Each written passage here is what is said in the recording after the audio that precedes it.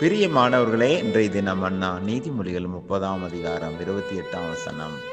தன் கைகளினால் வலையை பின்னி அரசர் அரண்மனைகளில் இருக்கிற சிலந்தி பூச்சியுமே. ஆம் பிரியமானவர்களே, மகா ஞானமுள்ளவைகள் வரிசையிலே 4வதாக சிலந்தி பூச்சி. பாபிலோன் ராஜாவாகிய நேபுகத்நேச்சர் இஸ்ரவேலுக்கு விரோதமாய் படையெடுத்து வந்து அந்த ஜனங்களை தன் தேசத்துக்கு சிறைபிடித்து கொண்டு போனார். அவர்களில் வாலிபனாயிருந்த தானியேலும் ஒருவர். ஆனால் அந்த தானியேலோ ராஜாவின் போஜனத்தினாலும் பானத்தினாலும் தன்னை தீட்டுப்படுத்தாதபடிக்கு பரிசுத்தமாய் காத்து கொண்டார். எனவே தேவாதி தேவன் அவருக்கு விசேஷித்த ஞானத்தை கொடுத்தார்.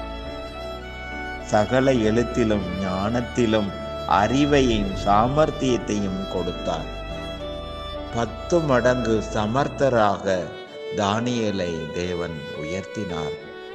தானியேலுடைய காரியம் கோரேஸ் ராஜாவின் காலத்திலும் தரியு என்ற ராஜாவின் காலத்திலும் ஜெயமாகவே இருந்தது. அதற்கு காரணம் இந்த ஞானம்தான். ஆம், ஞானிகள் ஆகாய மண்டலத்தின் ஒளியைப் போலவும் அநேகரை நீதிக்கு உட்படுத்துகிறவர்கள் நட்சத்திரங்களைப் போலவும் என்றென்றைக்கும் பிரகாசிப்பார்கள். ஆமேன். அல்லேலூயா.